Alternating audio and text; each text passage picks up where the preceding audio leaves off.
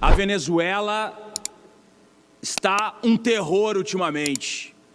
Agora a Venezuela está caçando os vistos dos estrangeiros que criticarem o país.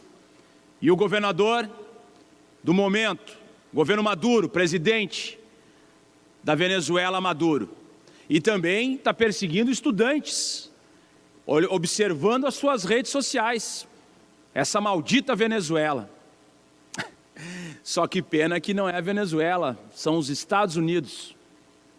Os Estados Unidos agora estão caçando os vistos de qualquer estrangeiro que criticar as autoridades e o que está acontecendo nos Estados Unidos.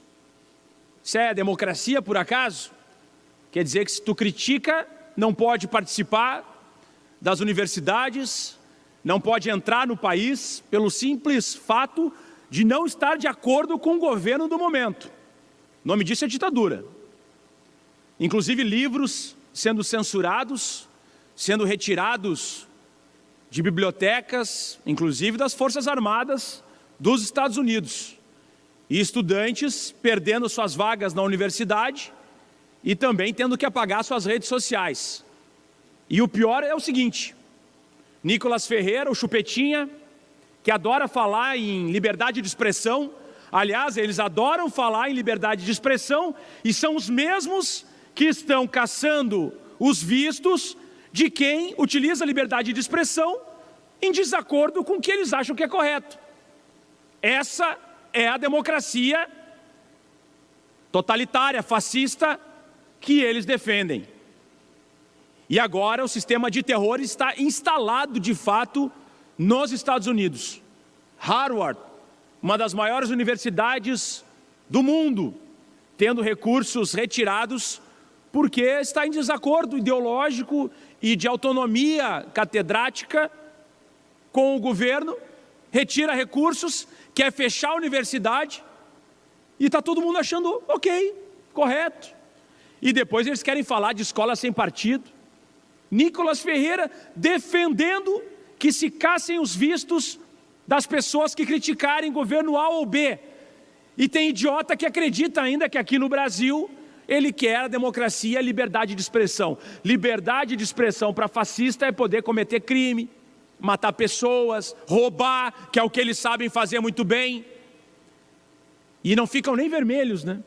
Comunistinhas de meia tigela quiserem ir para os Estados Unidos, agora não pode. Ah, então o teu problema é que só pode neonazista falar, só pode criminoso miliciano falar. É isso que essa galera defende.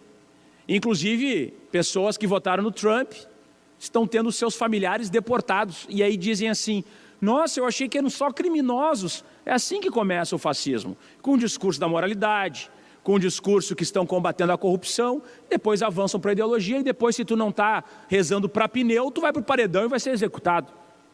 Esse é o fato concreto. E eu quero deixar aqui também, nesse momento, o meu repúdio, mais uma vez, ao genocídio que está acontecendo na Palestina. Segundo dados trazidos, não oficiais, extraoficiais, mas dados que têm um fundo muito forte de informações cruzadas, nós teríamos mais de 100 mil palestinos assassinados. E aqui fala um parlamentar que desde o primeiro momento disse que o que aconteceu no início desse conflito, que aquilo que aconteceu, que o Hamas executou, foi um ato terrorista. Eu sempre disse que o Hamas executou um ato terrorista. E agora eu estou dizendo, Israel, o governo de Israel, o governo Netanyahu, está cometendo um genocídio. E não sou somente eu que estou falando isso.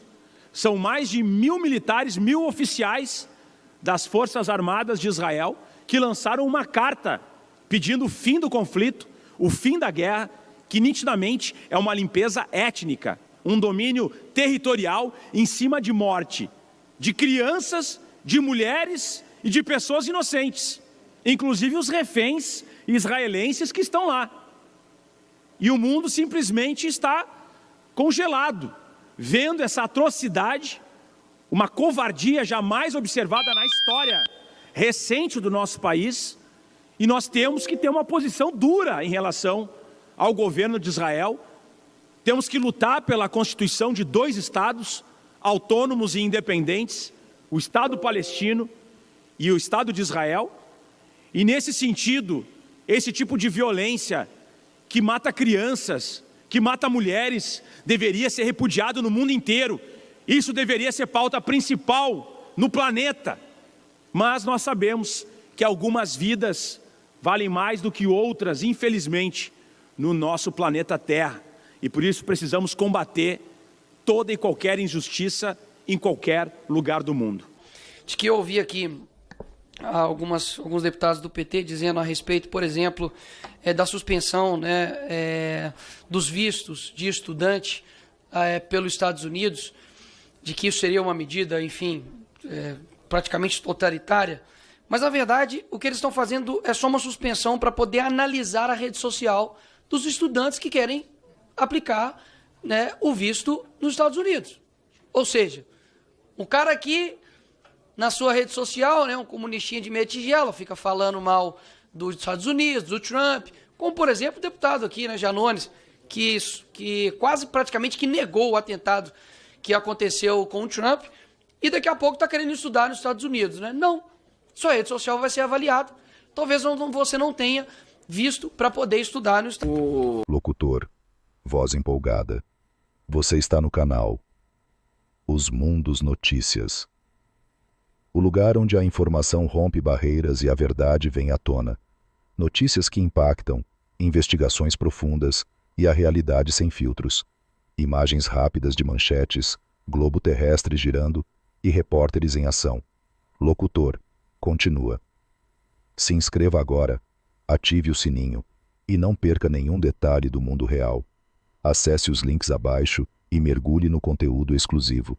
O deputado Nicolas, infelizmente não está mais aqui, não posso, mas só para dizer que, rapidamente, sobre algumas coisas, quando disse que o então advogado do presidente Lula e o próprio presidente pediu a ajuda da ONU para se livrar de um problema jurídico no Brasil, ele não fez isso. Ele recorreu a um mecanismo internacional que existe em Genebra, do Conselho de Direitos Humanos, que examina as queixas de cada país, de cada cidadão, como nós temos também na OEA, tem a Comissão Interamericana de Direitos Humanos, que recebe as denúncias e eleva à Corte de Direitos Humanos da OEA, que está em São José da Costa Rica. Nós temos um juiz brasileiro lá que examina. De forma alguma foi interferência da ONU para qualquer tipo de medida que bloqueasse a justiça no Brasil. Ao contrário, foi em apoio às posições defendidas no Judiciário. Deputado Lindbergh, eu tenho só que agradecer imensamente as suas referências elogiosas ao Itamaraty e à política externa. Concordo plenamente que esse governo, no início, teve que fazer uma reconstrução da política externa, uma retomada dos contatos, e é absolutamente correta as observações que Vossa Excelência fez sobre essa questão, inclusive com relação a atitudes sobre outros países amigos e próximos, como é a França, como é a China, nesse